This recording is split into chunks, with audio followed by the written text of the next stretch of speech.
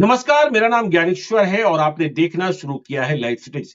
मेरे साथ दिल्ली से जुड़ रहे देश के जाने माने सीनियर जर्नलिस्ट अजीत द्विवेदी जी। अजीत जी, आपका स्वागत है। और देखिए, फैसला तो दिल्ली में होना है, मसला बिहार का है और मसला 2024 के चुनाव का है। एनडीए के सामने इंडिया अलायंस।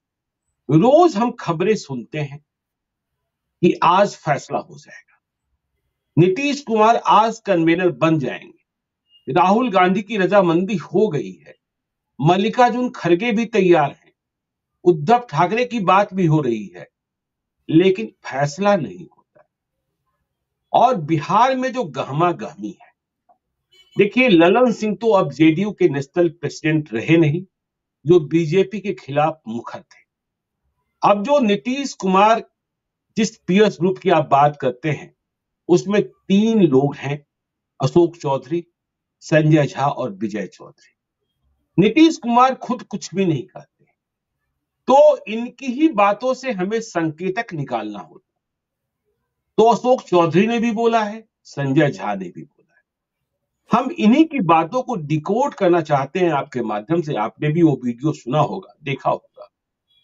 अशोक चौधरी ने कल कहा, जमुई से देवघर जाने के रास्ते में थे, जमुई में रुके हुए थे, तो उन्होंने कहा, देखिए, राजनीति में हेतु हेतु की कोई बात नहीं होती है और कब क्या हो जाएगा इसकी बात आज हम कैसे करें। वे अपने बारे में बोले, मैं यहां से देवघर जा रहा हूं और रास्ते में हार्ट अटैक हो जाए तो मुझे बांसघाटी जाना होगा ना। तो इशारों इशारों में अशोक चौधरी ने बड़ी बात कह दी और साथ में यह भी कहा कि देखिए, टाइगर अभी जिंदा है। तो टाइगर नीतीश कुमार के बारे में बात कही गई और ईडी सीबीआई के बारे में जब सवाल पूछा गया तो उन्होंने कहा कि देखिए, लोग तो ये मान रहे हैं कि हाँ, वीजा इस्तेमाल हो रहा है। बहुत कठोर जवाब नहीं था, लेकिन ईडी सीबीआई के सवाल पर उन्होंने कहा कि इसके बारे में बीजेपी के नेताओं को बातें करनी चाहिए, उसके उपयोग, उसके प्रयोग और उसके दबाव के बारे में, एक्शन के बारे में। तो अशोक चौधरी की बातों को ही पहले हम लोग डिकोड करें, फिर आगे संजय झा की बात करेंगे। संजय झा ने क्या कहा और बिहार में और क्या बातें चल रही हैं। देखिए, ये तो एक उन्होंने बहुत सामान्य सी बात कही जो भारतीय राजनीति के बारे में आमतौर पर कही जाती है कि यहाँ कुछ भी तय नहीं होता है, कुछ भी आप कभी भी ये प्रेडिक्ट नहीं कर सकते हैं कि आगे यही होगा। जी और ये सिर्फ नीतीश कुमार के बारे में नहीं है, ये देश के हर नेता के बारे में ये बात कही जा सकती है। और हमने संभवतः एक बार और कहा था आपके साथ बातचीत में, जो डीपी त्रिपाठी हमेशा कहा करते थे कि politics is always pregnant with possibilities. वो जी हमेशा संभावनाओं से गर्भवती होती है। बात असली ये होती है डिलीवरी कब होगी, डिलीवरी की टाइमिंग क्या है, ये असली जी चीज होती है। बाकी संभावनाओं से तो राजनीति हमेशा भरी होती है और वो जी कुछ भी हो सकता है, लेकिन कब होगा वो असली चीज टाइमिंग की होती है कि कोई भी संभावना अगर है तो वो संभावना कब साकार होगी, वो संभावना कब मूर्त रूप लेगी। जी तो ये राजनीति में 2 घंटे में, उन्होंने कहा अशोक चौधरी ने कि 2 घंटे में क्या हो जाए ये कौन कह सकता है। आज हम साथ में हैं गठबंधन के। उन्होंने ये नहीं कहा कि कल गठबंधन बदल दे, ये कौन जानता है, ये उन्होंने नहीं जी कहा। लेकिन आप स्वाभाविक रूप से जो निष्कर्ष निकालेंगे वो यही होगा कि आज हम इस गठबंधन में हैं, कल दूसरे गठबंधन में भी जा सकते हैं, परसों किसी और गठबंधन में थे हम। जी तो कभी भी ये स्थिति हो सकती है, इस बात से इनकार नहीं किया जा सकता। और इस बात को एक दिलचस्प है कि हर आदमी जान रहा होता है, आरजेडी के लोग भी जान रहे हैं और बीजेपी के लोग भी जान रहे हैं। इसमें प्रिटेंड करना होता है, इसमें ये दिखाना होता है कि हम कितने क्लोज हैं। जैसे नीतीश जी कुमार लालू यादव या नीतीश कुमार तेजस्वी यादव बार बार ये दिखाते हैं कि कितनी अच्छी बॉन्डिंग है चाचा भतीजे की या बड़े भाई छोटे भाई की, जबकि दोनों को पता होता है कि ये कोई बॉन्डिंग नहीं है, ये कोई रिश्ता नहीं है जन्म जन्म का, ये एक समझौता है, राजनीतिक समझौता है और समय के हिसाब से है। इसकी एक्सपायरी डेट होगी, ये समझौता कभी भी खत्म हो जाएगा और नया समझौता हो जाएगा। यही बात हम लोग बार बार कह रहे हैं। और वो समझौता इस पर होता है कि जिस व्यक्ति के हाथ में कमान है, डोर है पॉलिटिक्स की, जिस व्यक्ति के हाथ में कमान है, वो अपना फायदा किधर देख रहा है। जी ये हम आज लगातार तीसरी बार ये बात दोहरा रहे हैं अलग अलग प्रोग्राम में आप ही के यहाँ कि जी अब लालू यादव को और बीजेपी को फैसला नहीं करना है, मतलब फैसला अब हम्म, उन दोनों को, इस नीतीश कुमार अब अपना दाव चल के बैठे हुए हैं, अब उन हम्म, दोनों को सोचना है कि वो क्या करेंगे। जी देखिए हम अभी नीतीश कुमार के बारे में सोच रहे थे ज्ञानेश्वर जी, तो गालिब का एक शेर याद आ रहा था, जी ठीक है, कि मत पूछ कि क्या हाल है मेरा तेरे पीछे, मत पूछ मत कि पूछ क्या हाल है मेरा तेरे पीछे, तू जी देख क्या रंग है तेरा मेरे आगे। क्या बात है। हाँ ये जो है नीतीश कुमार के लिए है। जी आरजेडी के साथ, वो आरजेडी के साथ नहीं होंगे तो उनका क्या होगा, वो बीजेपी के हम्म, साथ नहीं होंगे तो उनका क्या होगा, ये बात छोड़ दीजिए, ये जी कभी सवाल नहीं रहा है। आरजेडी हम्म, के नहीं रहने से नीतीश कुमार का क्या होगा, या बीजेपी के नहीं रहने से नीतीश कुमार का क्या होगा, ये बात नहीं। इन दोनों के पीछे नीतीश का क्या हाल है ये मत सोचिए। नीतीश कुमार नीतीश के के नहीं रहने आगे, से आरजेडी का क्या होगा, नीतीश बीजेपी के का क्या नहीं, होगा। नीतीश के रहने से इन दोनों का क्या रंग होता है सो देखिए। जी जी जी हम्म इनके नहीं रहने से नीतीश का रंग नहीं उतरता है। हम्म, बीजेपी के साथ नहीं होते हैं तब भी नीतीश मुख्यमंत्री होते हैं, और बीजेपी के साथ नहीं होते हैं तब भी मुख्यमंत्री होते हैं। जी ये दोनों पर जो रंग आता है वो तब आता है हम्म जब नीतीश इनके साथ होते हैं। हम्म, ये असली चीज है कि तू देख के क्या रंग है तेरा मेरे आगे। जी 80 बिल्कुल एमएलए लेकर के और सत्ता नहीं रहेगी आरजेडी के पास, जैसे 80 एमएलए लेकर के सत्ता नहीं है बीजेपी के पास। जी इनका रंग तब चढ़ेगा जब नीतीश इनके साथ आएंगे। नीतीश हम्म जब बीजेपी को छोड़ा नीतीश कुमार ने 2013 में, तब भी वो मुख्यमंत्री रहे, और जी जब 2017 में उन्होंने आरजेडी को छोड़ा तब भी मुख्यमंत्री रहे, हम्म, फिर 2022 में जब उन्होंने बीजेपी को छोड़ा तब भी मुख्यमंत्री हैं वो। जी तो ये नीतीश कुमार की जो खूबी है, जो हम लोग कई अलग अलग तरह से उनके बारे में चर्चा की है, जिस पर तंज करते हुए प्रशांत किशोर हमेशा कहते हैं कि अब इस प्रदेश में तो एक ही आदमी ज्ञानी रह गया है, नीतीश कुमार। उनको ये जी ज्ञान है कि कैसे कुर्सी पर बैठे रहना है, ये ज्ञान हम्म से नहीं होता है। ये बड़े विनम्रता के साथ, बड़े ये असहमति है हमारी, क्योंकि प्रशांत किशोर बहुत, हम मानते हैं कि वो जिस फील्ड में है उस फील्ड के अमिताभ बच्चन है वो, जी लेकिन ज्ञान से नहीं। नीतीश कुमार को ज्ञान है, उस ज्ञान की वजह से है वो उस कुर्सी हम्म पर बैठे हुए, या 18 साल से कंट्रोल कर रहे हैं बिहार की पॉलिटिक्स को। सिर्फ ज्ञान से कोई कर सकता है क्या? ज्ञानी नहीं लोगों नहीं की कमी है बिहार में। बिहार में हर जी आदमी इतना ज्ञानी है, उड़ती चिड़िया को हल्दी लगाने वाला, हर पान के चाय के दुकान पर हर आदमी बहुत ज्ञानी है पॉलिटिक्स का। लालू यादव को थोड़े कम ज्ञान है, और सुशील मोदी को कम ज्ञान है, या बीजेपी के जो बड़े नेता है नरेंद्र मोदी और अमित शाह को कम ज्ञान है। जी सिर्फ ज्ञान से कुर्सी पर नहीं बैठा जा सकता है। नरेंद्र मोदी ज्ञान की वजह से थोड़े 20 साल से मुख्यमंत्री और प्रधानमंत्री हैं, 22 साल से। वो ज्ञान से नहीं होता है। ये जनता चुनती है, जनता आपको पसंद करती है, जनता आपको वोट देती है, आपका महत्व बनाती है, तब आप सत्ता में बैठे रहते हैं, आप कुर्सी पर बैठे रहते हैं। इस बात को हमको लग रहा है कि अब लालू यादव भी समझ रहे हैं, इस बात को बीजेपी भी समझ रही है, और जी इसी वजह से सबसे कंफर्टेबल पोजीशन में अभी नीतीश कुमार बैठे हुए हैं। जो अशोक हम्म चौधरी ने कहा, उनकी बातों में कोई हड़बड़ी नहीं दिखाई दी, कोई बेचैनी नहीं झलकी कि अब क्या होगा, अब लोकसभा के चुनाव आ रहे हैं तो मरे जा रहे हैं, किसी तरह से कोई समझौता हो जाए। ये कहीं बेचैनी दिखी आपको अशोक चौधरी की बात में? टाइगर जिंदा है, टाइगर जिंदा टाइगर है। अभी जिंदा है, उन्होंने कहा कि टाइगर अभी जिंदा है। जी और ये ये ये ये सही बात है कि नीतीश कुमार अपना दांव चल चुके हैं, और उन्होंने हम्म ऐसा दांव चला है जिसमें उनको अब कोई हड़बड़ी करने की जरूरत नहीं है। हड़बड़ी अब आरजेडी में होगी, हड़बड़ी जी अब बीजेपी में होगी। सीटें तय करनी है, तो कोई अगर आरजेडी की तरफ से सीट की बात करने आ रहे हैं तो नीतीश कुमार सीट की बात भी कर रहे हैं। आपने हम्म देखा होगा, सीट की बात भी कर ली, जो जिसकी खबरें अभी आ रही हैं मीडिया में कि 16-16 होगा कि 17-17 सीटें होंगी, ये चर्चा भी चल रही है, बिल्कुल कि बात भी जी हो रही है। कांग्रेस के हम्म साथ भी सीट की बात हो रही है, कांग्रेस के साथ संयोजक बनने की भी बात हो रही है। तो नीतीश कुमार उधर भी कोई हड़बड़ी नहीं दिखा रहे हैं, हम्म नीतीश कुमार इधर भी कोई हड़बड़ी नहीं दिखा रहे हैं।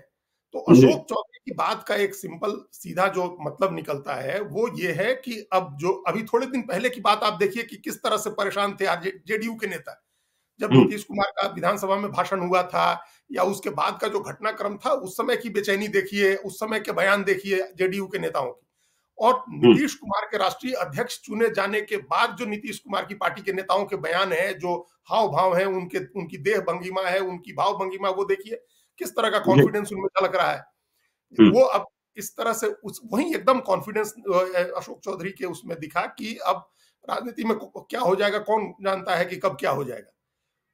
वैसी केंद्रीय एजेंसियों के दुरुपयोग पर भी उन्होंने नहीं कहा कि कुछ बहुत गलत हो रहा है, अति हो रही है, ज्यादा हो रहा है, ये जी ठीक है, ये तो कोई आदमी कहेगा कि ज्यादा हो रहा है, अति हो रही है, और अति तो ऐसी हो रही है, एक मिनट का एक ये खबर बता दें, अपने यहाँ भी लोगों को जानना चाहिए कैसी जी। अति हो रही है कि हम्म। तमिलनाडु में सलेम एक जिला है, वहां हम्म। दो किसान भाई हैं, कन्हैयन कृष्णन, दो भाई हैं, कन्हैया और कृष्णा समझिए उन दोनों को। जी। उन दोनों की 6 एकड़ जमीन है और बीजेपी के एक नेता से उनकी जमीन का झगड़ा हो गया है और एक दिन उनका अच्छा। घर ईडी के समन आ गया है। उन दोनों किसानों अच्छा। का घर ईडी का समन आ गया है हाँ। कि आपने आपने धन शोधन किया है, काला धन आपने जमा किया है, काला धन आपने काले धन सफेद किया, मनी लॉन्ड्रिंग का केस चलेगा आपके ऊपर। तो अच्छा। उन्हीं के समाज की एक दलित वकील ने उनका केस देखा और उन दोनों भाइयों का बैंक अकाउंट देखा, जीरो बैलेंस वाले बैंक अकाउंट में दोनों भाइयों का कुल मिलाकर के 450 रुपया है उनके पास।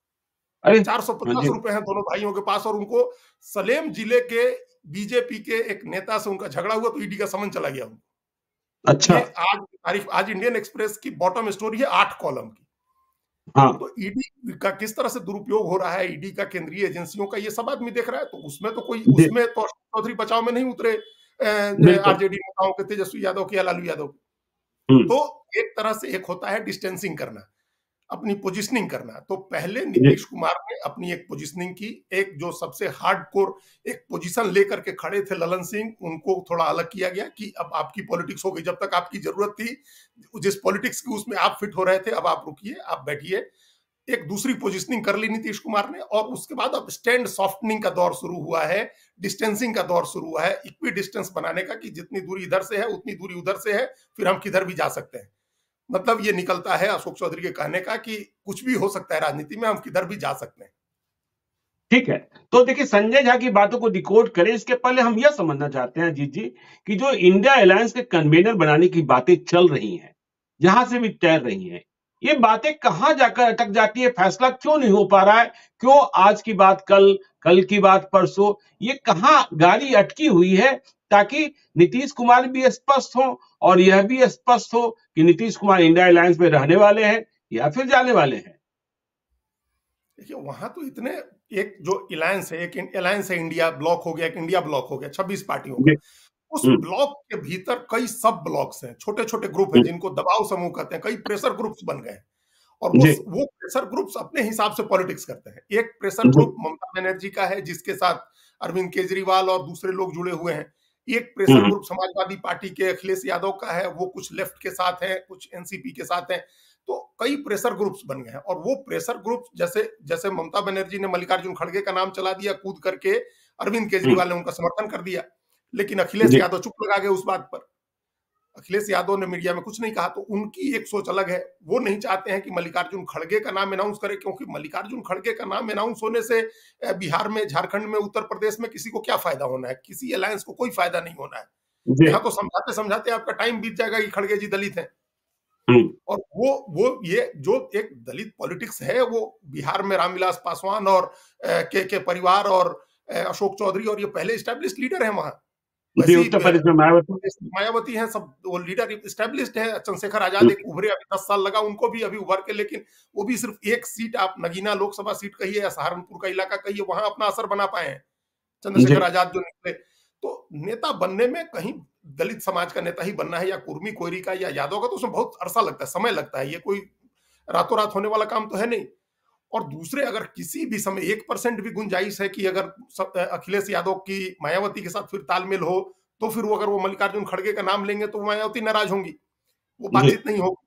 तो कांग्रेस ने भी रोका और सबने उनको, उन्होंने रोक दिया। नीतीश कुमार अगर अनाउंस हो जाते हैं तो ये बल्कि ज्यादा सुटेबल होगा अखिलेश यादव के लिए, कि नीतीश जी। कुमार का नाम आ जाए, ये ज्यादा सुटेबल होगा, क्योंकि वो कुर्मी कोयरी का वोट, जो एक मुश्त वोट जाता है बीजेपी की तरफ, उस वोट में 2% 4% का भी डेंट लगाने का काम होगा, तो वो नीतीश कुमार की वजह से हो सकता है।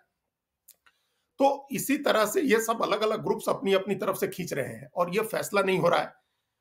कल जी। हमने एक बात कही थी कि ये फैसले में कहीं ना कहीं नीतीश कुमार का मामला आ रहा है, इसी की वजह से फैसला नहीं हो पा रहा है। और वो मामला इस वजह से आ रहा है क्योंकि इंडिया ब्लॉक में, खासतौर से कांग्रेस के भीतर, राहुल गांधी और मल्लिकार्जुन खड़गे के अंदर इस बात को लेकर के बहुत जेन्युइन, बहुत जायज संदेह है कि नीतीश कुमार बीजेपी के साथ जा सकते हैं। जी। और दूसरा, जो उनके वो, जो फिर हम लोगों ने कल भी ये बात चर्चा की थी, जो विधानसभा में जो उनका भाषण हुआ था, उसके बाद जो एक उनको लेकर के धारणा बनी है, फिर आप देखिए, जैसे जैसे ही उनका नाम अनाउंस होगा, आप देखिएगा कि वो वीडियो चारों तरफ प्ले किए जाने लगे। और वो बिल्कुल। वीडियो प्ले होने लगेगा जनता के बीच में, तो और कुछ हो ना हो उससे एम्बेरसमेंट होती है, शर्मिंदगी होगी उससे। इंडिया ब्लॉक के लीडर जहां जाएंगे वहां उनको इसका जवाब देना होगा। ये बीजेपी को आपको पता है कि बीजेपी किस तरह से साइबर स्पेस में प्ले करती है, डिजिटल स्पेस में जी। किस तरह से प्ले करती है। वो इतना वीडियो वायरल होगा वो कि फिर उसका जवाब देना मुश्किल हो जाएगा। फिर उसका क्या जवाब दीजिएगा, फिर उसको महिला सम्मान के साथ जोड़ा जाएगा। तो ये एक संदेह का, ये दो संदेह के कारण है जिसकी वजह से कांग्रेस अभी नीतीश कुमार के बारे में डिसीजन लेने से हिचक रही है कि आप डिसीजन कर दें उसके बाद इसकी वजह से एम्बेरसमेंट झेलना पड़े, या वो फिर कहीं बीजेपी के साथ जाने की बातचीत करने लगे तो उसकी वजह से एम्बेरसमेंट झेलना पड़े। तो इस जी। वजह से ये डिसीजन कहीं ना कहीं नीतीश कुमार का मसला, नीतीश कुमार का पेंच अटक रहा है, जिसकी वजह से कांग्रेस फैसला नहीं कर पा रही। लेकिन अब वो पेच अभी देखिएगा, 14 जनवरी आते आते अभी 10 दिन का समय है। अभी सीट बंटवारे को लेकर के बातचीत शुरू हुई है कल शाम में, मतलब गुरुवार की शाम को मल्लिकार्जुन खड़गे के घर पे एक बहुत अहम बैठक हुई है। दिन में भी हुई थी बैठक। पहले जो 5 जी। लोगों की कमेटी है, जो नेशनल अलायंस कमेटी है कांग्रेस की, अशोक गहलोत और भूपेश बघेल, सलमान खुर्शीद, मुकुल वासनिक और मोहन प्रकाश, ये 5 लोगों की कमेटी है। इस कमेटी की जी। बैठक हुई, उसके बाद सीट बंटवारे को लेकर के एक मीटिंग हुई जिसमें मल्लिकार्जुन खड़गे और राहुल गांधी दोनों लोग मौजूद रहे। वो शाम में बैठक हुई। तो अब ये डिसीजन हुआ है कि अभी तुरंत स्टेट वाइज बातचीत शुरू हो। हम्म। तो स्टेट वाइज जो एक फॉर्मूला बना हुआ है, ऐसा नहीं है कि वो शून्य में बात शुरू करनी है। जैसे जी। महाराष्ट्र से खबर आ रही है कि सबसे ज्यादा सीटें शिवसेना के उद्धव ठाकरे गुट को, उसके बाद कांग्रेस को, उसके बाद एनसीपी को, 19, 13, जी। 10 एक हम्म। एक सीटें राजू शेट्टी और प्रकाश अंबेडकर की पार्टी को, और 4 सीटें अभी डिस्प्यूट में रखी हुई हैं। इस तरह से 48 सीटें बटी है। बिहार में आपको पता है 16-16 या 17-17 +5 +1 या +2 का फॉर्मूला है लेफ्ट के लिए। जी। इसी तरह से झारखंड में फॉर्मूला बना हुआ है कि आप 7-6-1 का फॉर्मूला रहेगा। कांग्रेस 7 और जेएमएम 6 और एक सीट आरजेडी के लिए। इसी तरह से आप देखिए कि बंगाल का भी एक फॉर्मूला आ रहा है, हालांकि उसको कांग्रेस ने खत्म कर दिया, ठुकरा दिया कि हम 2 सीट पर नहीं मानेंगे। उत्तर प्रदेश के लिए भी आ रहा है कि 15 सीटें कांग्रेस को दे सकती है समाजवादी पार्टी। तो इस तरह का फॉर्मूला हर जगह एक मोटे तौर पर फॉर्मूला बना हुआ है जिस पर बातचीत शुरू होगी, और वो आज से शुरू हो गई होगी। आज बात होनी है, कल भी होनी है, लगातार ये बातचीत होनी है। तो अगला जी। जो 10 दिन है ये बहुत क्रूशियल इस मामले में है कि सीट बंटवारा जब बिहार तक पहुंचेगा तब तो आपको डिसीजन लेना होगा ना, तब तो नीतीश कुमार को हाँ। भी डिसीजन लेना होगा कि सीट बंटवारा जी। जब हम करेंगे तो उस समय हम्म। तक वो क्या चाहते हैं, उनकी क्या चाहत है, ये भी बहुत स्पष्ट हो जाएगा। और बीजेपी भी चूंकि सीट बंटवारे को लेकर के अपना अलायंस सब कुछ फाइनल करने की तैयारी में है, ताकि 22 जनवरी का जैसे ही राम जन्मभूमि का कार्यक्रम खत्म हो वैसे ही चुनाव का अभियान शुरू हो जाए। तो जी। उस तैयारी में बीजेपी भी लगी हुई है। तो ये हर आदमी, हमको लगता है 14-15 तारीख आते आते दोनों तरफ से क्लैरिटी आ जाएगी, दोनों तरफ से स्पष्टता आ जाएगी। लेकिन ये अभी लग रहा है कि ये मामला बहुत पेचीदा हो गया है नीतीश कुमार को संयोजक बनाने का या नहीं बनाने का। ये मामला थोड़ा उलझ गया है, और उलझने जी। का वही 2 कारण है। एक उनके जो बयान है, और दूसरा उनकी जो मंशा है जिसको लेकर के संदेह है कांग्रेस पार्टी के नेताओं को। वो ठीक बनाएंगे है। तभी जब ये उनको पक्का हो जाएगा कि अब नहीं जाएंगे कहीं नीतीश कुमार, अब हमारे साथ कम से कम लोकसभा का चुनाव लड़ेंगे, ये गारंटी जी। हो जाएगी, तभी बनाएंगे वो लोग। ठीक है अजीत जी, चलिए अब संजय झा की बातों को डिकोड करते हैं। पीएस ग्रुप के दूसरे महत्वपूर्ण सदस्य, नीतीश कुमार के करीबी मंत्री, और बीजेपी से भी करीबी रिश्ता है संजय झा का, नीतीश कुमार के साथ तो हैं ही। तो आज उन्होंने कहा, नीतीश कुमार, देखिए अशोक चौधरी ने कहा टाइगर जिंदा है, और संजय झा ने कहा नीतीश कुमार एक ऐसे नेता जिन्होंने अपने लिए कुछ भी नहीं कमाया, अपने लिए कुछ भी नहीं किया, अपने लिए कुछ भी अर्जित नहीं किया, जो किया बिहार के लिए किया। और दूसरी बात उन्होंने स्पष्टता के साथ कही, मैंडेट 2025 तक का है, इसलिए नीतीश कुमार 2025 तक मुख्यमंत्री बने रहेंगे, सरकार चलाएंगे। तो संजय झा का यह कहना कि 2025 तक का मैंडेट, मुख्यमंत्री नीतीश कुमार ही, तो ये बात तो खत्म हो गई ना कि तेजस्वी यादव की कोई संभावना 2025 के पहले, या फिर बीजेपी के साथ जाते हैं जैसे प्रदेश के नेता कह रहे हैं कि मुख्यमंत्री की कुर्सी छोड़ दो, तो नीतीश कुमार कुर्सी छोड़ने वाले नहीं है। पहले इसी को डिकोड करते हैं, और बातें जो उन्होंने कही है जिससे ये लगता है कि नीतीश कुमार इंडिया अलायंस से नाराज हैं, निराश हैं, उनकी बातें नहीं सुनी गई है। लेकिन पहले इन 2 बातों को, अपने लिए कुछ भी नहीं अर्जित किया, और दूसरी बात मैंडेट 2025 तक का है, तब तक सरकार नीतीश कुमार ही चलाएंगे। देखिए, ये दोनों बातें बहुत इंपॉर्टेंट है और इसमें एक गहरा अर्थ छिपा हुआ है। ये अनायास नहीं कह दिया पॉलिटिक्स में। जी। और संजय झा जैसा आदमी, उनको भी 20 साल हो गए अब पॉलिटिक्स करते हुए, जी। बीजेपी में और जेडीयू में। वो सब बातें बहुत सोच समझ के उन्होंने कही हैं। वो उनको हम्म। पता है कि यूएसपी क्या है नीतीश कुमार का, यूनिक सेलिंग पॉइंट क्या है नीतीश कुमार का। नीतीश हम्म। कुमार का यूएसपी यही है कि उन्होंने जो किया है सो बिहार के लिए किया है, अपने लिए कुछ नहीं किया। जी। ये देखिए, कभी उनके बेटे ने कहा नहीं, लेकिन महात्मा गांधी के एक बेटे ने कह दिया था कि आप महात्मा बनने के चक्कर में आपने हम लोग का जीवन खत्म कर दिया। जी। तो ये नीतीश कुमार के बेटे ने कहा नहीं है, लेकिन कहे हम्म। तो वो गलत नहीं होगा कि नीतीश जी। कुमार ने अपने बेटे, इकलौते बेटे के लिए भी कुछ नहीं किया। हम्म। तो ये जो यूएसपी है नीतीश कुमार का, आज की तारीख में, आज की पॉलिटिक्स में, ये यूएसपी इस देश में नीतीश कुमार के अलावा सिर्फ एक और नेता की है, और वो है नरेंद्र मोदी। कि जी। उन्होंने भी किसी के लिए कुछ नहीं किया, अपने परिवार के लोग दूर रहे हमेशा सत्ता से, जब वो चाहे गुजरात की सत्ता में हो या दिल्ली की सत्ता में हो। वैसे ही नीतीश कुमार का परिवार उनसे दूर रहा, सत्ता के की छाया से भी, परछाई से भी उनका परिवार दूर रहा। जी। उन्होंने जो किया बिहार के लिए किया। हम्म। ये बात हम लोग कितनी बार, हम सब लोग, सारे लोग इस बात को कहते सारे हैं, लोग जानते कहते हैं। हैं। नीतीश कुमार हमेशा कहते हैं कि जी। कि वही जो बात है कि 2005 के पहले कुछ नहीं था बिहार में। हम्म। एक जंगल राज की अवधारणा थी जिसके खिलाफ वो लड़े, और उसके बाद चाहे इंफ्रास्ट्रक्चर का डेवलपमेंट करना हो, विकास बिहार में, नौकरियां देनी हो, बिहार की के बारे में लोगों की धारणा बदलनी हो, लोगों में एक सुरक्षा का भाव पैदा करना हो, महिलाओं से लेकर के और तमाम पिछड़े दलित वंचित समूहों को आगे करना हो, उनको आरक्षण देना हो, स्थानीय निकायों के चुनाव, ये सब काम नीतीश कुमार ने किए। जी। तो जो किया बिहार के लिए किया, अपने लिए कुछ नहीं किया। ये एक बड़ा नैरेटिव का पार्ट है, बड़े नैरेटिव का पार्ट है, जो कोर ताकत है नीतीश कुमार की और जेडीयू की। जी। ये ऐसा नहीं है कि उन्होंने, संजय झा ने कह दिया और इस बात को लोग मानते भी हैं। बिहार में भी लोग मानते हैं इस बात को, बिहार के बाहर भी लोग मानते हैं कि बिहार के बारे में जो धारणा बदली और बड़े लेवल जी। पर बिहार की बात होने लगी, प्रधानमंत्री लेवल की बात होने लगी, नीतीश प्रधानमंत्री बन सकते हैं ये बात होने लगी, इन्वेस्टमेंट समिट होने लगे, इन्वेस्टर्स जाने लगे वहां, लोग पॉजिटिव सोचने लगे बिहार के बारे में। तो ये नीतीश कुमार की देन है, ये नीतीश कुमार ने किया। तो ये उनका यूएसपी है जो आगे के चुनाव के लिए बेचा जा रहा है। अगले 4 महीने के बाद देखिएगा, चुनाव प्रचार में यही कहा जाएगा कि नीतीश कुमार ने अपने लिए कुछ नहीं किया है, जो किया है बिहार के लिए किया है। जी। तो ये उनका यूनिक सेलिंग पॉइंट है। जो अच्छी बात एक कही संजय झा ने नीतीश कुमार के लिए, और अपने पॉलिटिकल फायदे के लिए एक बात कही। और जो हम्म। दूसरी बात ये है कि उन्होंने जो नीतीश कुमार को लेकर के और जो एक पर्सपेक्टिव बनाने की बात होती है, वो संजय झा ने बताने की कोशिश की है उनके बारे में, कि जी। 25 साल का जो नैरेटिव है ना, 2025 तक का जो सत्ता का नैरेटिव है, वो भी इसी का पार्ट है, इसी का एक्सटेंशन है।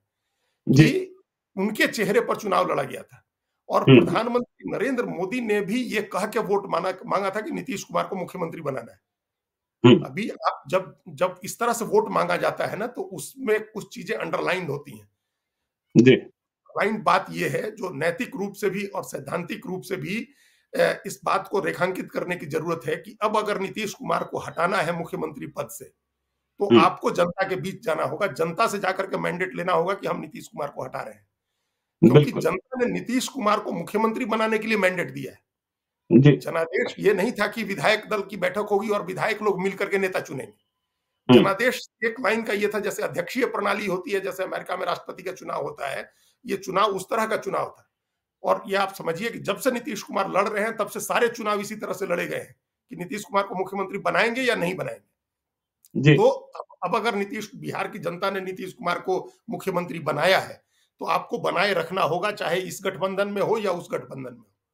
हम्म। उनको बनाए रखना होगा, उनको मुख्यमंत्री बनाए रखना होगा, और अगर हटाना है तो आपको जाके जनता के बीच से जनादेश लेना होगा कि इनको हटाइए। जनता जी। हटाएगी तब हटेंगे, ऐसे नहीं, कोई ऐसे नहीं हटा सकता है ये, और नहीं हटाना चाहिए। हम्म। हटाने का तो मान लीजिए कि कुछ कोई कर दे तो क्या कोई कर सकता है, उसमें विधायक खरीद लिए जाएं, तोड़ लिए जाएं, लेकिन हटाना नहीं चाहिए, क्योंकि वो मुख्यमंत्री के दावेदार के तौर पर चुनाव लड़के जीते थे। उनको मुख्यमंत्री बनाने के लिए वोट दिया गया था, इसलिए 2025 तक वो रहेंगे। और इसीलिए उन्होंने पहले भी कहा था कि 2025 के चुनाव में तेजस्वी यादव के चेहरे पर हम चुनाव लड़ेंगे। अब जी। ये बिल्कुल ही नहीं समझ में आने वाली बात है कि क्यों बीच में लालू यादव और तेजस्वी यादव या किसी की भी क्यों बेचैनी होने लगी मुख्यमंत्री बनने की, जब ये हम्म। बात हो गई थी। और नीतीश, लालू यादव की पार्टी को तो बिल्कुल भी नहीं करना चाहिए, क्योंकि लालू यादव की पार्टी तो मुख्य प्रतिद्वंदी के तौर पर लड़ रही थी नीतीश कुमार के खिलाफ, और उसके बावजूद नीतीश कुमार जीते और मुख्यमंत्री बने। ये तो जी, नीतीश कुमार की कृपा है ना कि वो उधर से आकर के इधर आपकी सरकार बनवाए हुए हैं। बिल्कुल, बिल्कुल। उधर भी तो बहुत कंफर्टेबल थे, सरकार में थे ही ना, उनको कौन हटा रहा था? जी, उधर भी कोई नहीं हटा रहा था उनको मुख्यमंत्री कोई पद नहीं से। हटा। हुँ, तो 25 तक का जो मैंडेट की बात है, वो भी ये बताने के लिए है, ये सबको बताने के लिए है, बीजेपी को भी बताने के लिए है और आरजेडी को भी बताने के लिए है। संजय झा ने दोनों को बहुत साफ मैसेज दिया है कि ये हुँ, मैंडेट था बिहार की जनता का कि नीतीश कुमार 2025 तक मुख्यमंत्री रहे। बीच में उनको हटाने की बात छोड़ दीजिए, वो बात अब मत करिए। किसी को भी अलायंस की बात करनी है तो ये छोड़ के बात करनी है। वो जी, नॉन निगोशिएबल है, मुख्यमंत्री की कुर्सी नॉन निगोशिएबल है।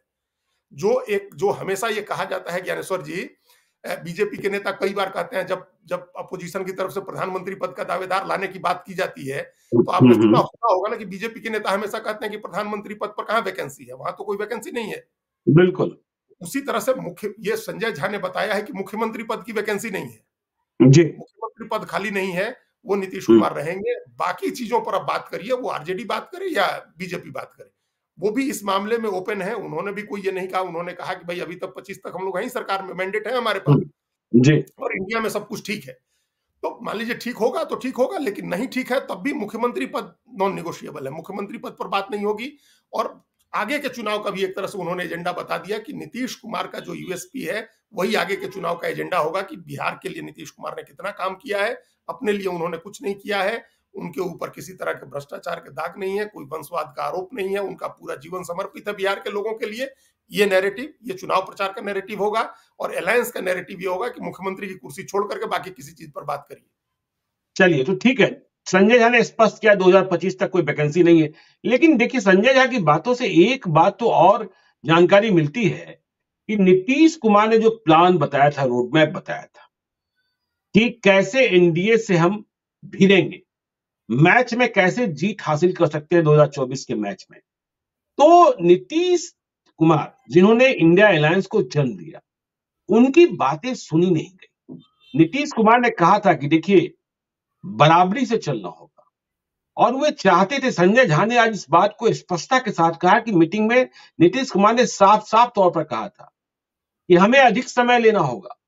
गांधी जयंती 2 अक्टूबर की तारीख ही मुकर्रर की थी नीतीश कुमार ने कि उसी दिन से 2024 के चुनाव की तैयारी हम शुरू कर दें, शंखनाद कर दें, लेकिन ये नहीं हो पाया। नीतीश कुमार ने यह भी कहा था सीट शेयरिंग पहले हो जाए, अब इसकी प्रक्रिया शुरू हुई है। नीतीश कुमार ने यह भी कहा था 1 टू 1 फाइट हो, अब होगा कि नहीं होगा यह भविष्य की बात है। तो नीतीश कुमार ने जो रोड मैप बताया था, शायद नीतीश को इसी बात का मलाल होगा कि जैसा वे चाहते थे 2024 का फाइट, वैसा करने के लिए इंडिया गठबंधन, जिसे लोगों ने बाद में, जिसे नीतीश कुमार ने जन्म दिया, बाद में दूसरे लोग नेता हो गए, वे उस अनुरूप।